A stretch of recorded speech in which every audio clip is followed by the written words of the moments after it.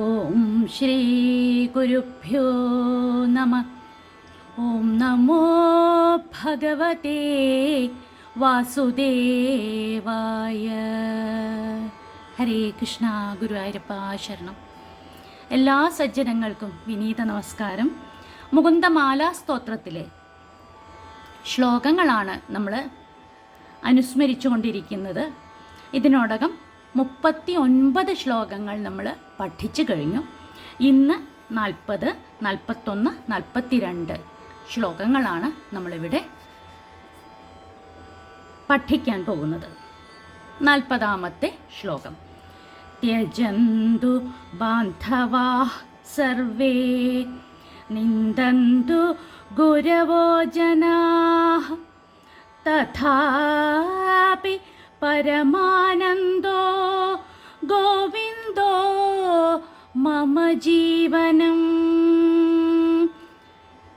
ഇവിടെ പറയുന്നു, സർവേ എല്ലാ ബാന്ധവാഹ ബന്ധുക്കളും ത്യജന്തു എന്നെ ഉപേക്ഷിച്ചു പൊയ്ക്കൊള്ളട്ടെ. ഗുരവഹ ജനാഹ ഗുരുജനങ്ങൾ അല്ലെങ്കിൽ കാരണവന്മാർ നിന്ദന്തു എന്നെ നിന്ദിച്ചുകൊള്ളട്ടെ. തഥാ അപി അങ്ങനെയാണെങ്കിലും പരമാനന്ദ പരമാനന്ദ സ്വരൂപിയായ ഗോവിന്ദ ഗോവിന്ദ ഭഗവാനാണ്. അതായത് ഇവിടെ ഗോവിന്ദ എന്ന പദത്തിന് വേദവാക്യങ്ങളാൽ പ്രാപിക്കാൻ കഴിയുന്നവൻ എന്നാണ് അർത്ഥം കൊടുത്തിരിക്കുന്നത്. ആ ഗോവിന്ദ ഭഗവാനാണ് മമ എൻ്റെ ജീവനം, ജീവ സർവസ്വം. നമ്മൾ പലപ്പോഴും നമ്മളുടെ ചുറ്റുമുള്ളവരാണ് നമുക്ക് ആശ്രയം, നമ്മുടെ എല്ലാം എന്ന് നമ്മൾ കരുതാറുണ്ട്. ആ തരത്തിൽ പെരുമാറാറുണ്ട്, അത് തന്നെ നിലച്ച് ജീവിക്കാറുണ്ട്. എന്നാൽ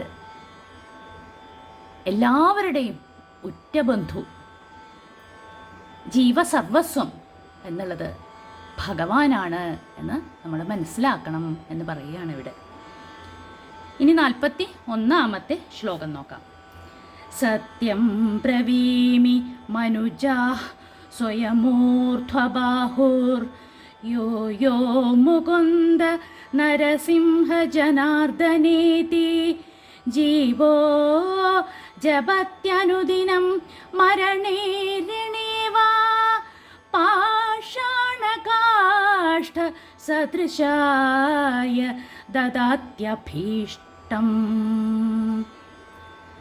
വിളിക്കുകയാണ്, മനുജാഹ അല്ലയോ മനുഷ്യരെ, സ്വയം തന്നെത്താൻ, ഊർധ്വബാഹു അവിടെ വിസർഗമുണ്ട്, 2 കൈകളും ഉയർത്തിപ്പിടിച്ചുകൊണ്ട്, സത്യം സത്യമായതിനെ, ബ്രവീമി ഞാനിതാ പറയുന്നു.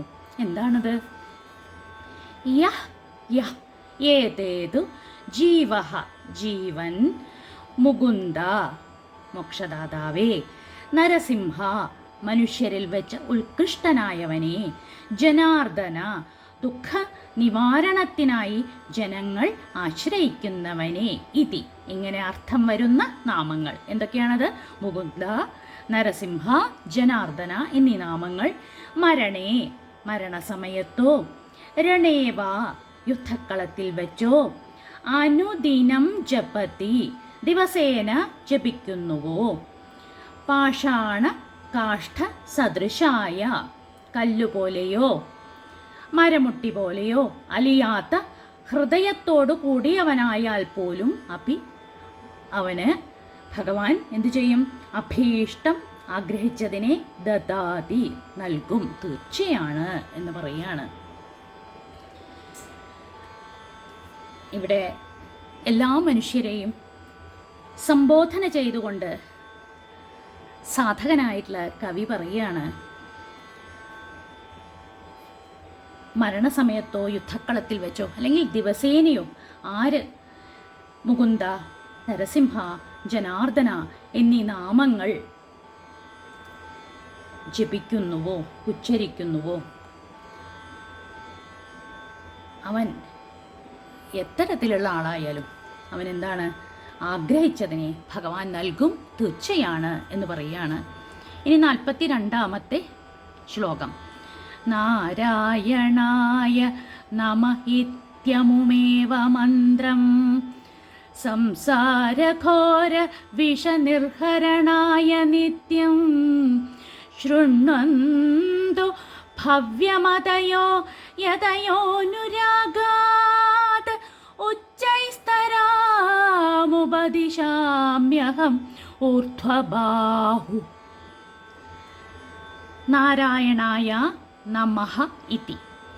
ഭഗവാൻ നാരായണന് നമസ്കാരം എന്നർത്ഥം വരുന്ന അമും ഏവ മന്ത്രം. ഈ മന്ത്രത്തെ തന്നെ സംസാരഘോര വിഷനിർഹരണായ, സംസാരമാകുന്ന ഭയങ്കര വിഷം നശിക്കാനായി, ഭവ്യമതയ വിശാല ഹൃദയരായ, യതയ ആധ്യാത്മിക സാധകന്മാർ നിത്യം ദിവസേന ശൃണ്വന്തു കേൾക്കണം. ഞാൻ, അതായത് അഹം ഞാൻ, അനുരാഗാത് അവരോടുള്ള സ്നേഹാധിക്യത്താൽ, ഊർധ്വബാഹു രണ്ടു കൈകളും ഉയർത്തിപ്പിടിച്ചുകൊണ്ട്, ഉച്ചൈസ്തരാം ഉറക്കെ, ഉപദിശാമി ഉപദേശിക്കുന്നു. നമുക്ക് ഇവിടെ കാണാൻ സാധിക്കുന്നത് കുറേ ശ്ലോകങ്ങളിലായിട്ട് ഈ നാമജപത്തെക്കുറിച്ച് തുടർച്ചയായിട്ട് കവി നമ്മളെ ഓർമ്മപ്പെടുത്തുകയാണ്. നാമം ജപിക്കൂ, നാമം ജപിക്കൂ, നിരന്തരം നാമജപം ശീലമാക്കൂ. നമ്മൾക്ക് വേണ്ടതെല്ലാം ഭഗവാൻ തരും എന്ന് പറയുന്നു. അങ്ങനെയെങ്കിലും ആൾക്കാർ നമ്മൾ ആഗ്രഹിച്ചത് കിട്ടുമല്ലോ എന്ന് വിചാരിച്ചെങ്കിലും ആൾക്കാർ നാമം ജപിക്കട്ടെ എന്ന് ഉദ്ദേശിച്ചാണ് നിങ്ങൾ ആഗ്രഹിച്ചതിനെ നൽകും എന്ന് കഴിഞ്ഞ ശ്ലോകത്തിൽ കവി പറഞ്ഞിട്ടുള്ളത്. ആ ഭഗവാനെ കിട്ടണം എന്നുള്ളതാവട്ടെ നമ്മളുടെ ഓരോരുത്തരുടെയും ആഗ്രഹം. അതിനായിക്കൊണ്ട് നമുക്ക് നിരന്തരം നാമം ജപിക്കാം. ഈ 3 ശ്ലോകങ്ങളും ഭഗവാന്റെ തൃപ്പാദത്തിൽ സമർപ്പണം ചെയ്യുന്നു. സർവത്ര ഗോവിന്ദ നാമ സങ്കീർത്തനം, ഗോവിന്ദ ഗോവിന്ദ.